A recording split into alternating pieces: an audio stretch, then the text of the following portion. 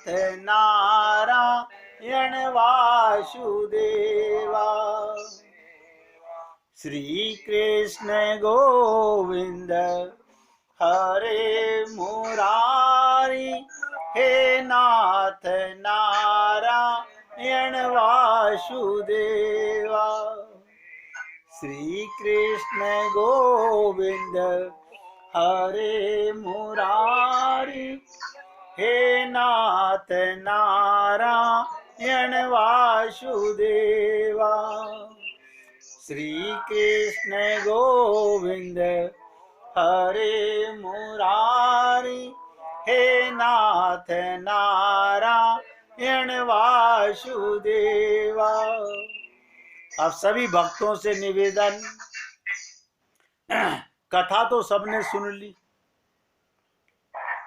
इससे पहले भी सुन चुके हो। यहां ऐसे भी भक्त लोग हैं जिनकी मुझे आवाज आ रही थी, जिनकी आवाज मुझे आ रही थी कि हार तो ऊपर पेड़ पर टंगा हुआ है, नीचे तो परछाई नजर आ रही है। इसका मतलब उन्होंने इतने ध्यान से कथा सुनी तो इसका भावार्थ भी सुना होगा। इस कथा का थीम क्या है? आखिर हम रोज आपके साथ सत्संग सुधा का रसपान करते हैं, सत्संगी अमृत का, आत्मा का भोजन रोज वितरित होता है, लेकिन कौन उसका पान करता है? एक एक शब्द पे ध्यान देंगे। जिस चीज की हमको जरूरत है, जिसके लिए ये देह मिली, ये मनुष्य शरीर मिला, देव दुर्लभ मानव चोला मिला, जिसके लिए हमें अच्छे संस्कार मिले, हमारे जीवन में गुरु संत महात्मा आए, उसे पाने की, जिसको पाने के लिए आत्मा व्याकुल होती है, लेकिन हमारा हृदय व्याकुल नहीं है। हृदय व्याकुल नहीं है, आत्मा व्याकुल है। हृदय में अभी भी, हृदय में क्या है? मन बुद्धि चित्त। वो कहां लगे हुए हैं? परछाई में। मन अभी भी परछाई में अटका हुआ है, अभी भी बुद्धि में यही लगा हुआ है कि कैसे क्या करूं जिससे मेरे आने वाले परिवार का गुजारा होता जाए। ये भावना कितनी निकृष्ट है। कोई अपना कल्याण का मार्ग सोच ही नहीं रहा।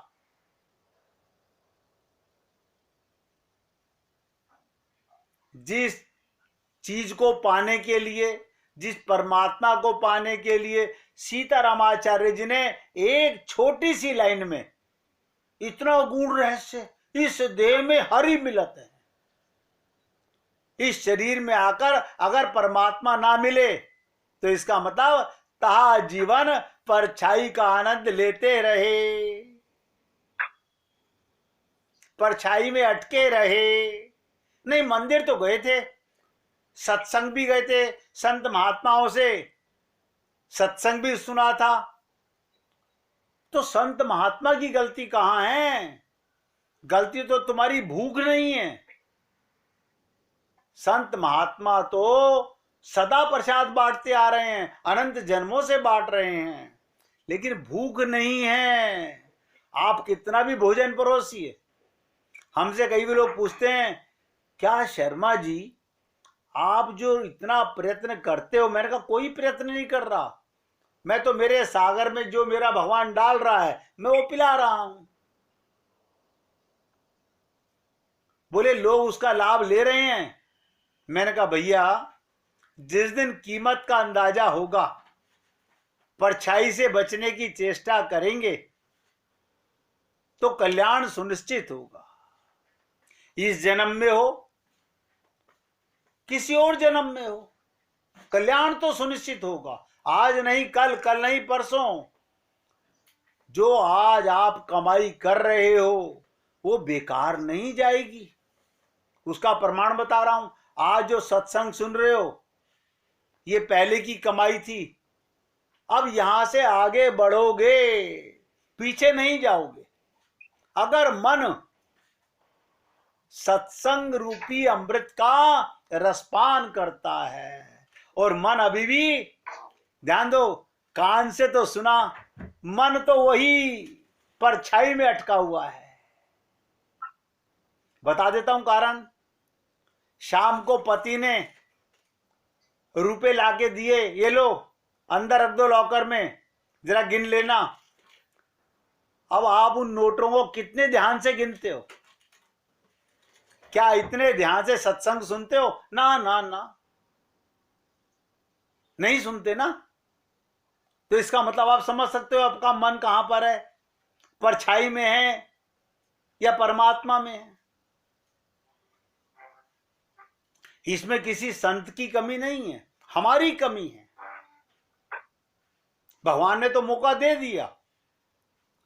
नर तनु गुरु संग गोविंद राधे, प्रेम पिपाशा हरि से मिला दे। प्रेम की प्यास नहीं है। सत्संग रूपी सुधा को, अमृत को छोड़कर परछाई का आनंद क्या करे? मन है ना, मानता नहीं। देखो, जब राजा भी कीचड़ में कूद गया, एक एक शब्द ध्यान देना, जब राजा भी कीचड़ में कूद गया कि आधा राज्य और बच जाएगा, तो इसका मतलब क्या राजा और क्या प्रजा, सब माया के भूखे हैं। और इसीलिए कहा गया कि माया महाठगनी हम जानी। मेरे भैया, मैं आप सब पुण्य आत्माओं से नम्र निवेदन करता हूं, जीवन क्षण भंगुर है, आज है, फल का पता नहीं। इसी पल आप भगवान को पा सकते हो, इसी पल पा सकते हो। क्या? हृदय की व्याकुलता होनी चाहिए। हमारे हृदय में व्याकुलता, तड़प, बेचैनी, आग नहीं है।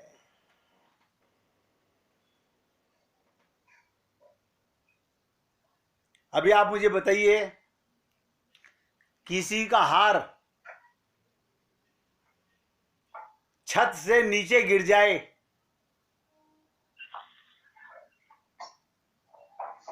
कितना भी पैर में दर्द हो, क्या वो रुक पाएगा नीचे जाने से? लंगड़ा भी होगा तो कूद कूद के जाएगा, कैसे भी जाएगा।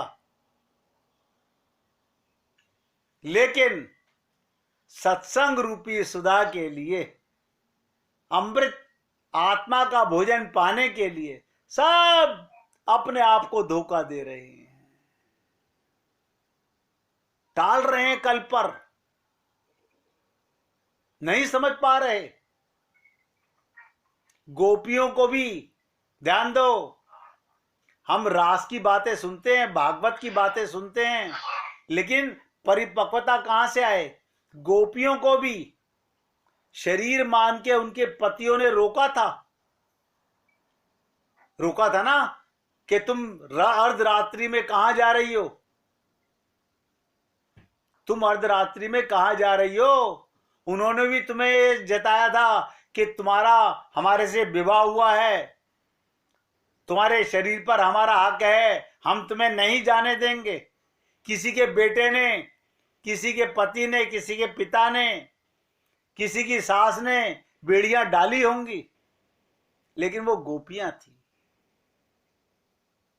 वो गोपियां थी। हमारी तरह कूड़ा करकट नहीं थे मन के। ये तो हमारा मन है, पति ने मना कर दिया, बेटे ने मना कर दिया, पिता ने मना कर दिया, अब नहीं जा रहे, कोई बात नहीं। क्योंकि भगवान को पाने की आग कहां से लाओगे?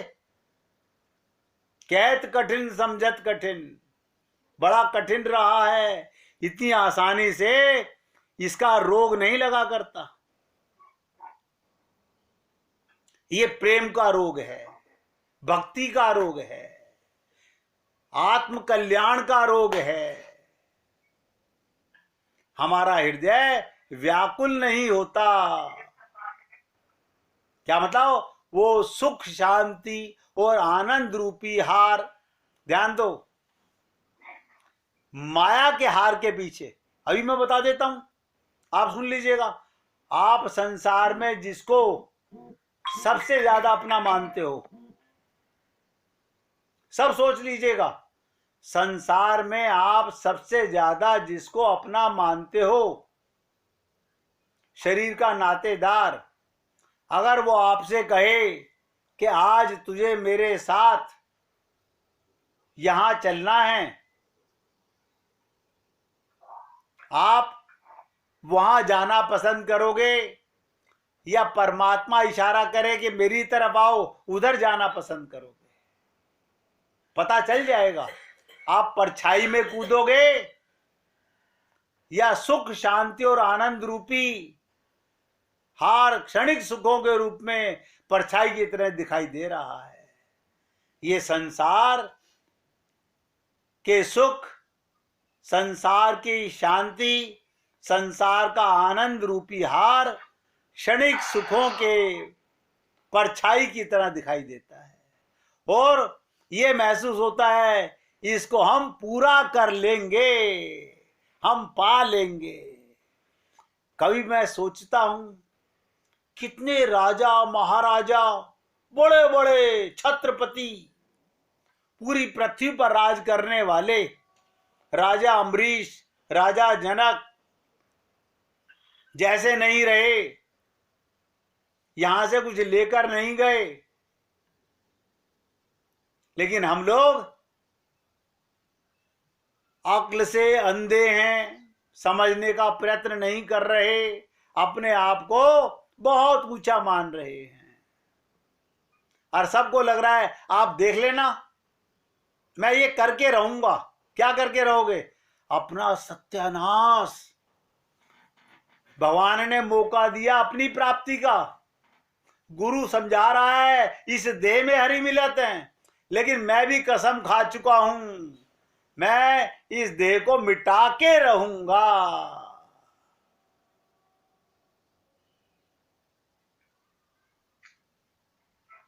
अगर हमारी ये इच्छा पूरी हो जाएगी तो क्या लगता है हमें शांति मिल जाएगी। बस एक बार मेरा मकान बन जाए फिर मुझे शांति मिल जाएगी।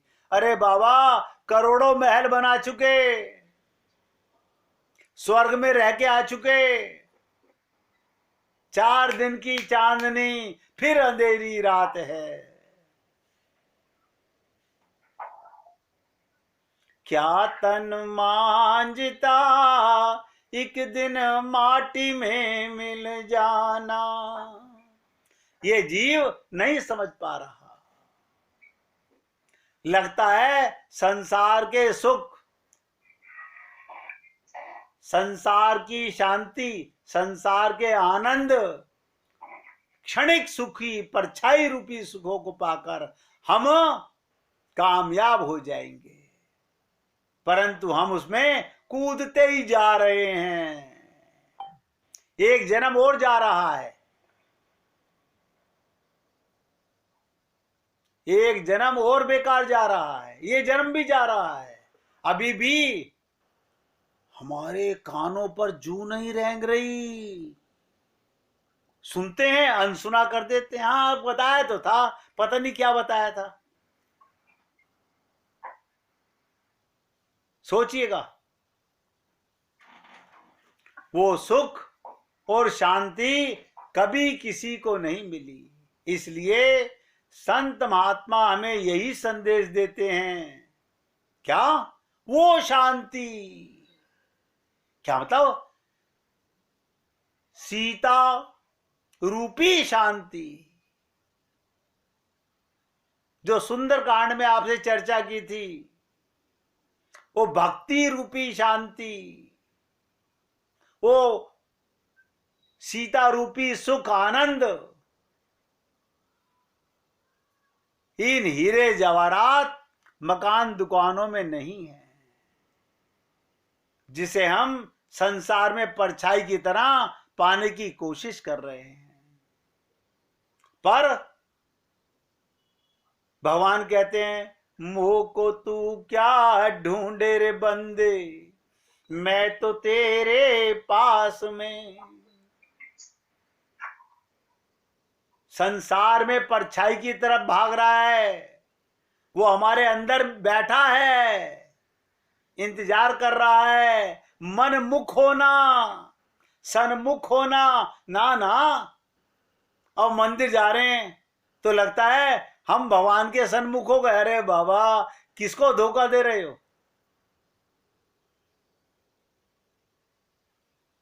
मैं एक बार, ये देवियां जी यहाँ पे जो सत्संग में बहुत सुंदर भजन सुनाती हैं कि मंदिर जाती मीरा ने सांवरिया मिल गयो रे, के गिरिधर जादू कर गयो रे। मैं बहुत सोचता रहा, वो कौन से मंदिर गई होगी? मन मंदिर में।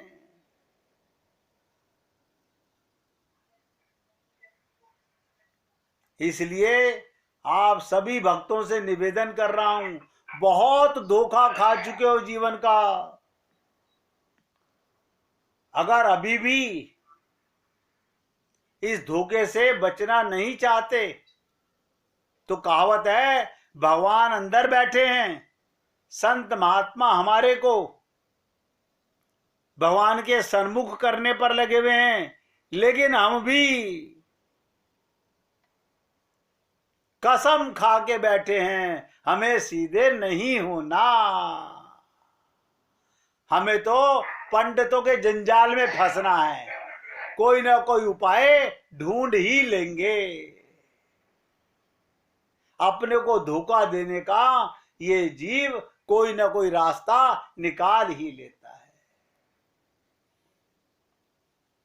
तो जितने भी साधन होते हैं अपने हृदय को, ध्यान दो, अंतःकरण को पवित्र करने के लिए होते हैं। कोई संत महात्मा कोई साधना कराए, सारे साधनों से अंतःकरण शुद्ध होता है। आप सोच लीजिए, आपने एकादशी का व्रत किया, हाँ किया। पूर्णमासी का किया, हाँ किया। नवरात्रे किए और 9 किए, अंतःकरण शुद्ध हुआ? ना ना, वो कैसे शुद्ध होगा? क्योंकि उसके लिए तो किया ही नहीं गया ना, उसके लिए कुछ नहीं किया। जो भी कुछ किया संसार पाने के लिए किया। और मैंने कहा, जो गुरु साधना कराता है वो केवल अंतःकरण को शुद्ध कराने के लिए कराता है। यदि आपका साधन ज्ञान, ध्यान, योग, धर्म आपके हृदय को पवित्र ना करे, नोट करो। मैं तो आपसे बार बार निवेदन करता हूं ना, अगर सत्संग में आकर के भी, देखिए मैंने कितनी बार आप लोगों से हाथ जोड़ के निवेदन किया, अगर मेरी सेवा से आपका अंतःकरण में चोट नहीं लगती, कुछ झंझनाट नहीं होती, तो आपको कोई और खोज लेना चाहिए। जैसे हम डॉक्टरों को खोजते हैं, बदलते हैं, मगर अपना कल्याण अवश्य करो। डोंट वेस्ट योर टाइम, ये जीवन बहुमूल्य है। अगर आपके हृदय को सत्संग पवित्र नहीं कर रहा तो आपके जीवन में केवल परिश्रम हुआ, केवल लेबर हुई, वो साधना नहीं हुई। मेहनत तो बहुत की, पाया कुछ नहीं। व्रत तो बहुत किए, उपवास तो, अरे बाबा परिक्रमा कर ली चारों धाम की 4-4 बार, मिला क्या? नतीजा ठन ठन गोपाल।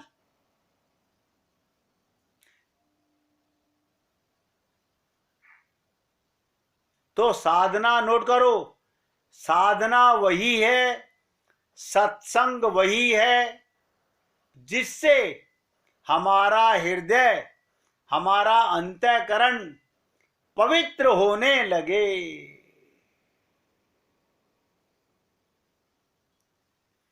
तो सत्संग रूपी अमृत की पहली बात, सत का संग कीजिए, मन बुद्धि संत के चरणों में अर्पित कीजिए, तब संग होगा।